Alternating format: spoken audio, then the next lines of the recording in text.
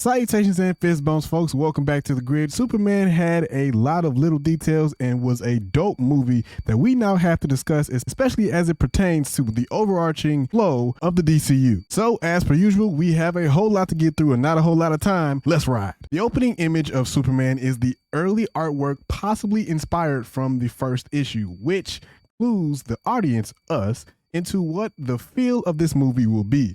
We also get our first big screen look at the DC Studios logo. In the opening, we get a rundown of how Superman came to the Earth as a baby, being adopted by a couple in Kansas, which are the Kents, which is a perfect place for him to be closer to the yellow sun. When in the DCU, he declared himself as Superman 3 years prior to the events shown in the movie, which it's estimated that these events in this movie take place in 2025. So he unveiled himself possibly around 2022 or the ending of 2021. Superman's involvement in the war against the countries of Bolivia and Jarinpur, which is a meta-telling of the conflict between Palestine and Israel, but the country of Jarinpur was also mentioned in recent DC animation movies as well. Then a mention of the Hammer of Bolivia, who is revealed later to be Ultraman, who appears in Superman Friends and Foes, which by the way is a great read for kids. This becomes a bigger plot point when we later find out that he's controlled by Lex Luthor, played by Nicholas Hoult, whose real name is Alexander. This guy's a gangster. His real name is Clarence. He created this conflict to have authority to kill Superman. We're then introduced to Crypto, who in the movie belongs to Kara, but in the comics, his master is Superman, who then carries him to the Fortress of Solitude after he gets punched out by Ultraman, which by the way, the first appearance of the fortress comes in Action Comics number 241. In the movie, Superman's DNA is the key to opening the front door of the fortress, but in the comics, that door was opened by a key that only Superman was strong enough to hold. Then as Superman is carried in by robots who are numbered 1, 12, 4, and 8, these robots were more than likely created by Superman, since comic-wise, this is where he would do his experiments and store random artifacts from his home planet. The first image we see after the robots is the hologram of Jor-El, who is speaking Son at Krypton, which was a joint creation between David J. Peterson and his colleague and his wife, Jesse Peterson. Both are listed in the film's credits as language consultants. Played by Bradley Cooper, who has a relationship to James Gunn's projects as the voice of Rocket, which is a great nod to the fact that this is who actually is projected as an AI hologram in the Fortress of Solitude in the comics. But this message sent by his parents, which is corrupted on the way in transit, which is later pieced together by Lex Luthor, or more specifically, the engineer. Superman is then healed by the yellow sun, which is being magnified by 3 magnification devices. As the sun beams down, you can hear the injuries mentioned by the robots earlier being healed, which is more than likely sped up by the degree of magnification. And Crypto, who was fashioned in the likeness of James Gunn's dog, because in the comics he doesn't actually look like that, he is then scolded for destroying the lab and breaking a bunch of stuff inside of the fortress. Then everyone's favorite character with the weird haircut, aka the engineer, shows up, who is played by Maria Gabriela Euphoria, and our first flight sequence is shown, setting the stage for what DCU sequences will look like in the future. The suit that Supes fights against has a few Easter eggs all over it. One being that this suit looks very similar to the suit that Lex Luthor wears both in the comics and in animated movies. But this seems to be Ultraman in disguise, judging from the laser eye beams and the fact that all of his moves are being controlled by instructions given by flight control. But this also means that if the fight originally happened in Metropolis, Supes was hit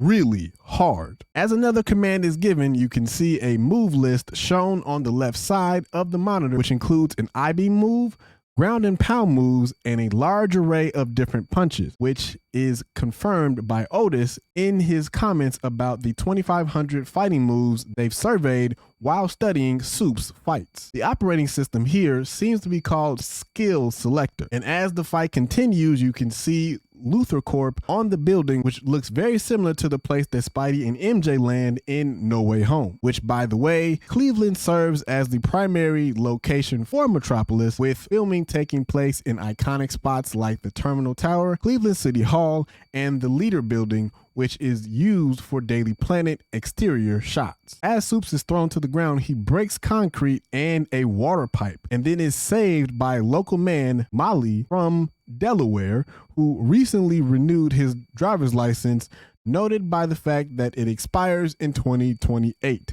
But it's my belief that this man comes to Soup's aid possibly because of a personal relationship with him, but also because of Soup's relationship to Jaranpur. As the engineer seeks out the fortress while it sinks into the ice, her monitor tells us how fast this sinks once Soups is no longer in proximity, but also that the structure is more than 200 plus feet high. All while Ultraman enters the office / command center from the Pocket Universe, which means that this building is not accessible from a front door or even from the street for that matter, because the engineer also enters from the top of the building. The Daily Planet shows up next, which first appears in comics in Action Comics Volume 1, number 23, which was published in April 1940. The news outlet dates all the way back to the Revolutionary War, as some of America's founding fathers wrote for the paper, pushing the independence movement forward. This iteration is mostly digital in nature though, even though we still see physical copies floating around inside of this world, specifically inside of Metropolis, and at the beginning we actually see an officer with a physical paper, and also we see one with Clark Kent, because this story that he is currently reading or has read on the front page is actually Clark's first front page heading, reading about the Hammer of Barovia, which is ironically written by Clark Kent. Notice he didn't mention the fact that he got beat by the hammer, just that the hammer created havoc and damages Metropolis. Also notice that the setting of the events in the movie happen in or around the early to mid part of May, since the date on the paper is May 19th, but there is not a mention of a year, though again, I believe that this happens in 2025. This is also volume 63 as denoted by the marker to the left of the paper in Roman numerals. Inside of the Daily Planet's bullpen, there are a few different divisions of news, shown by the fact that there's an arts section and an international section that shows up later. Perry White, editor-in-chief, shows up, played by Wendell Pierce. Someone is doing a lot of multitasking, and it looks like another is on Facebook, not really working at all. That man is playing Galaga. Thought we wouldn't notice, but we did. As Clark speaks to Steve, we can see in the corner a flag that later is shown to have the year 1798 on it, reaching again to the origins of the newspaper coming from the Revolutionary era. Notice that Jimmy is the only person with privacy shields up while no one else has them up. So maybe he might be hiding something, or the fact that he has a source that he doesn't want to reveal just yet, because he's pretty ashamed of it, as we find out later. An exterior shot of the Pentagon is shown where a meeting happens between Rick Flag Sr., who was featured in Creature Commandos, also directed by James Gunn. And oh, by the way, the outer stretch of road that you see here, that's about as far as you're going to get in terms of being inside of a car while trying to drive around the Pentagon and the White House for that matter. And I know this because of a recent trip to DC that me and my wife took. Now, if you want to get closer, you can, but you have to get out of your car and actually walk, and probably actually have some sort of clearance to get anywhere closer than what I'm showing here. Planet Watch is then shown, which is the brainchild of Lex Luthor, and from my research is only created for this movie and not found comic-wise at all. Now, let's talk briefly about Superman's food kick, which, by the way, actually makes sense given his metabolism is completely different than anyone on Earth, mentioned in reference to his cousin, Supergirl. The falafel cart dude mentions that he's up with free falafel in the past. Lois mentions that Clark enjoys breakfast for dinner, which we see him cooking inside of their apartment or her apartment. Superman is given and enjoys a cup of delicious as Coco, which is given by Lois, and Clark digs into a bowl of cereal at his parents' farm later on in the movie when he's healing from his battle with kryptonite. During the interview, Clark stands up in front of the bookshelf. Behind him looks like a newspaper clip that either holds stories that Lois has written, her first publication, or recent events that she wanted to archive. One of the panels looks like Ultraman. He also mentions that people were going to die, dealing with his involvement with the conflict in Jaranpur. Toward the end of their discussion, we get a glimpse of what looks like Lois's diploma, a stack of books which has a standout book that looks like Global Crisis, which may be a nod to a future project happening down the line, and then a fight breaks out inside of the fortress. Crypto gets taken, which will soon send Kal-El into a frenzy, and the engineer becomes a human USB drive, gaining access to the rest of the corrupted message from Soup's parents. Then as Soups swoops in to save a dog from getting crushed, you can see Big Belly Burgers in the background, which appeared in comics for the first time in Adventures of Superman number 441 in 1988. The monster he is fighting is known as Kaiju, or a Kaiju to be specific. Kaiju are giant monsters that often attack cities, first appearing in Japanese film and then later in comics. And as the camera pans up, we get a glimpse of a coffee brand billboard, a Zesty Cola billboard, which showed up in comics in 1992's Detective Comics number 645, and another cola brand that I couldn't yet make out in the moment. So if you found that out, leave that down in the comments. And throughout this sequence, this further solidifies that this is inside of a modern culture because the phones are everywhere. Like, bro, there is a monster that is literally steps away from you that is about to destroy the entire city, threatening your literal lives, and you're filming for TikTok and the gram?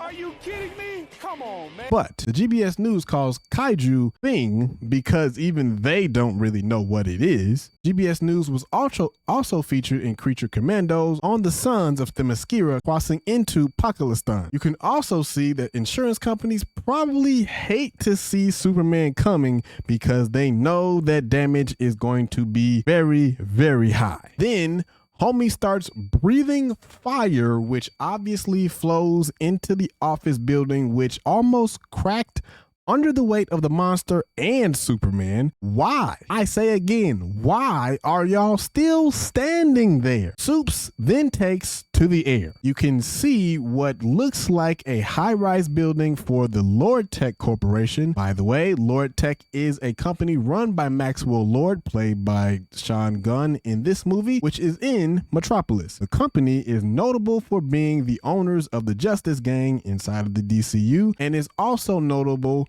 for being one of the biggest companies in Metropolis. As he then hits the monster right between the eyes, you can see the skin start moving because of the speed at which Soups made contact. Enter the Justice Gang. Guy, aka one of the members of Green Lantern Corp. This haircut, by the way, is trash, but I digress. Hawk Girl and Mr. Terrific. They're also reported on by Will Reeve, who is the son of Christopher Reeve. Kaiju's info is ran by the T-Spheres, which, by the way, this man weighs approximately 5,198.788 tons. He stands 390 feet tall.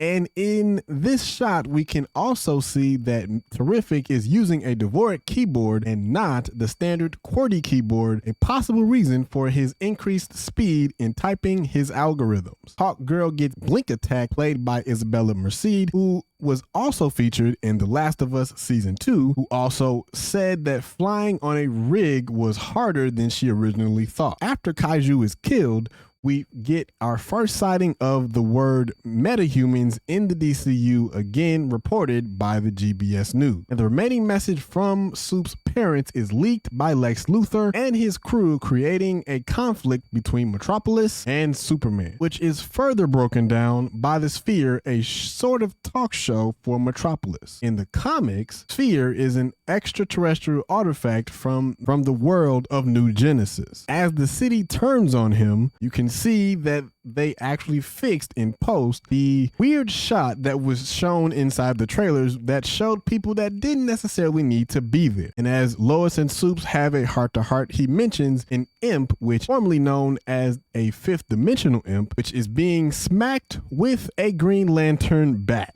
In their conversation, though, the in-universe band, the Mighty Crabjoys, are named by Supes, who also has a poster of the band in his room back in Kansas. They were first introduced in Creature Commandos. Lois says, "You trust everyone and think everyone is beautiful," which is a testament to the core of this Superman iteration, which dives heavily into the humanity of Superman's worldview, even if it becomes extreme at some point.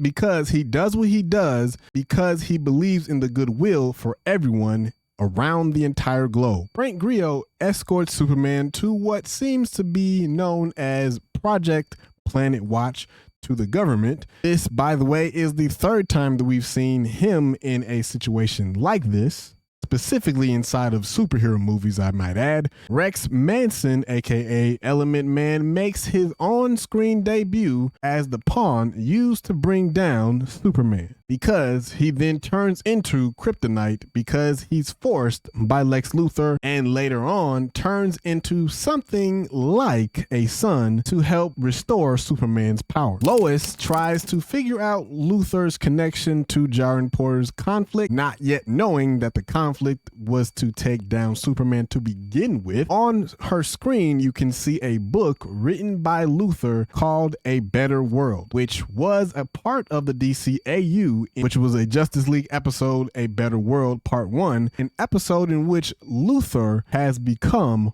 president. Then inside of Jimmy's phone, we can see that he's the real former of a harem in this particular situation. As we get a glimpse of his phone book, we see names like Mutant Toes, Nadia Payne, Megan Tilden, Mary Schreiner, and a host of others. We also get a look at a name drop of Nathan Lee, who was an inker for Marvel Comics at one point. And we find out that Mutant Toes is Eve. What?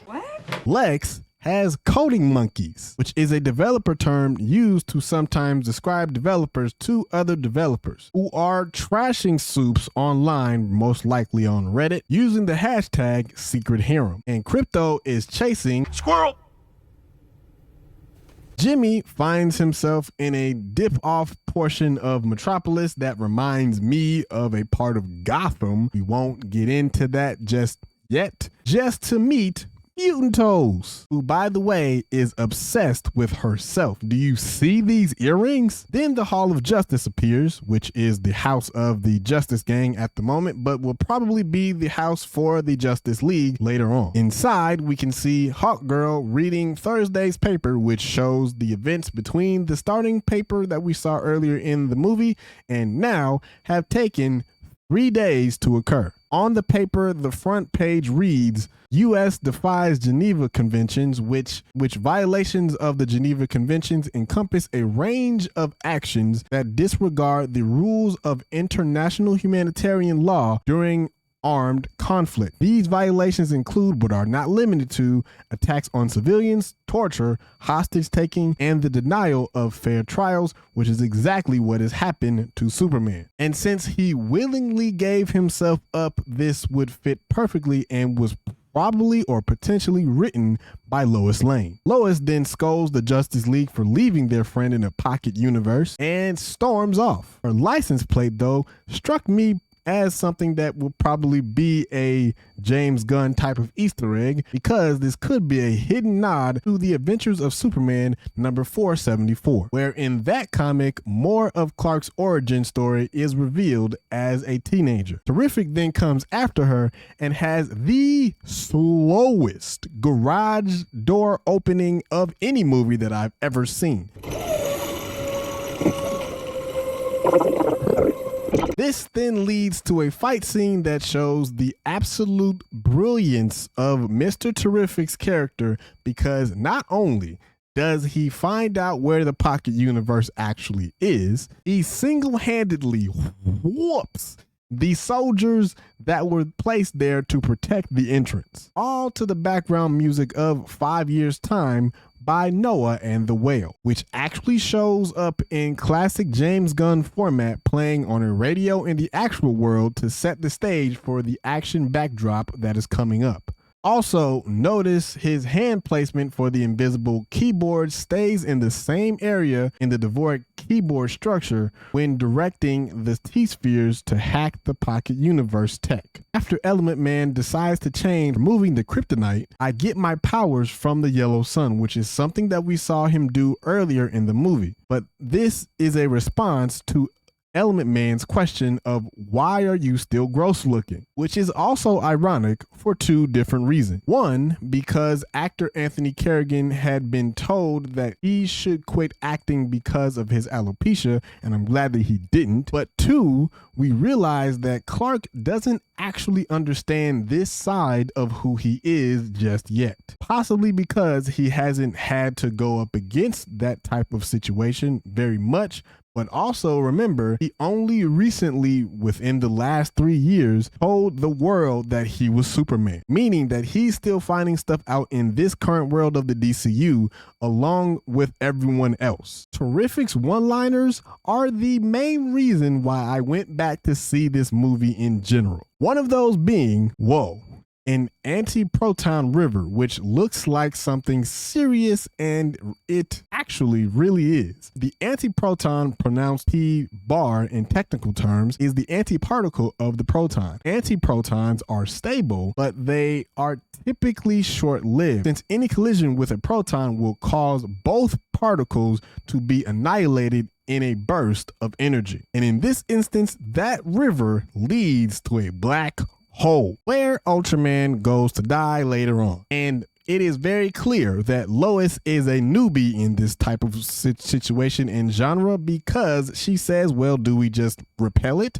Woman, do you see all that glowing stuff at the bottom there? You can't repel that. You don't want no parts of that. After Element Man restores Kal-El's powers, he releases his son and saves Krypto, and then sticks the landing beautifully in some of the best rigging work that I've seen inside of a superhero movie to date. Bravo to David Cornsweet for selling that very well. Then Soups and Joey fall down and go boom in the Proton River. Element Man goes splat, and Krypto plays fetch with the T-Spheres. Lois then gets her first class in flight school with Krypto sitting on her lap that she cannot move because he's probably literally weighs a ton. But she also calls him dog because she doesn't know his actual name. But this ship scene and others like it in the film remind me of Guardians ship scenes that we've seen from James Gunn in the past, based on the way that the camera is actually placed. Lex then throws a hissy fit twice and throws a pencil at a selfie taking Eve, who is actually smarter than she looks in the moment, because her selfies are a disguised way of getting evidence that she could use against Lex later on, which means that she had been plotting something like this for a while, or at least since she had met Jimmy. Ultraman then hears the conversation that is going on in the server room and then pulls the curtain back on everything that she's trying to do. Now, I mentioned the Commandos earlier in the video, but seeing the poster in Clark's room means that the Creature Commandos will probably show up in later projects in live action. Another clue to this point is the appearance of Frank Grillo's Rick Flag Sr. Then later on, when Mr. Kent finds Clark, he says, "I thought I'd find you here," meaning that he possibly understands where Soups gets his power from, or at least he's piecing things together. But also, eating breakfast outside is just a vibe. Then as troops gather from Bolovia and the Pocket Universe tears through the entire Earth, we get another glimpse at Terrific's chair hood, which also has a lot of info on it, but most notably would be the error to the left indicating what we all know to be true. This shouldn't be happening, but also that his code isn't processing it to stop it. And then also to the right, the L3, which signifies which sphere he's actually trying to use. And then as the rift gets closer to Luthor Corp, one of my favorite team members of this gang was Otis. Because while everyone else is panicking, this man is cooler than the other side of the pillow. Soups saves a lady from a building falling on her who doesn't have to be told that she needs to get out of here once her car actually starts to work, which is something that usually happens in superhero movies. Like people on the street just start becoming dumb when they see a superhero and they're in trouble and they don't actually know what to do, and they always have to be told, get out of here, leading to a fight between Ultraman the Engineer, Terrific, and Soups, which is inside of Lord Tech Field. And you can also see some of the sponsors that are here, one being Weber Wireless, another being Meyer, and GBS News. The home of the in-universe baseball team, the Meteors, is possibly the stadium for the Cleveland Guardians, as most of the on-location shots were placed inside of Cleveland. The Daily Planet gang published a story on Luthor detailing his involvement with the Bolivian Jahanpur War. The platform they are using most likely is either Django, a Python-based framework created for journalism in its earliest form, or a WordPress theme which powers most of the internet. While they are doing this, Luthor is unaware of his demise and continues to attempt to destroy Superman, but had he succeeded in destroying Superman, that wouldn't have been a very good look on him, even in more ways than what was already talked about through Daily Planet. As he finishes his rant, he finishes it with calls to Ultraman of 1A,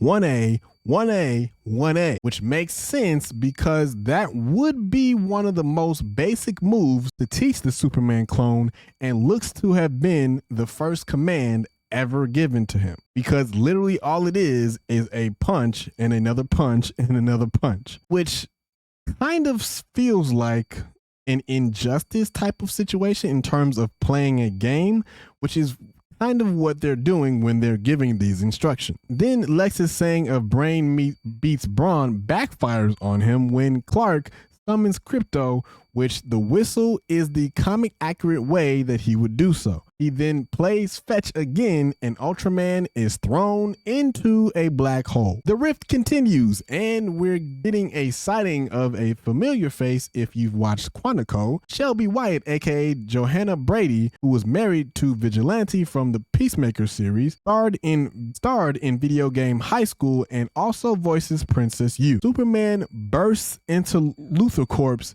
which oddly isn't pressurized, but I get it, that I guess it makes sense because there is literally a pocket universe on the other side of the vaulted door, and then gives a moving speech about his experience as a human, which again for me is the best part about this version of Superman, his heart for humanity. And Crypto breaks Lex's arm after ragdolling him a bunch of times, possibly remembering the fact that he was the person that captured him. GMB then breaks the news that the Daily Planet put out, which, by the way, they never felt the need to investigate this man before now. These journalists are probably being paid, though at this point not that much. In this montage, we also get a glimpse of James Gunn's brother, Sean Gunn. Luthor goes to jail, and Rick looks like he's completely screwed because he knew about the forced conflict and didn't say anything to anybody, and it's only a matter of time before he is found out as well, which again feels like a nod or a nudge to the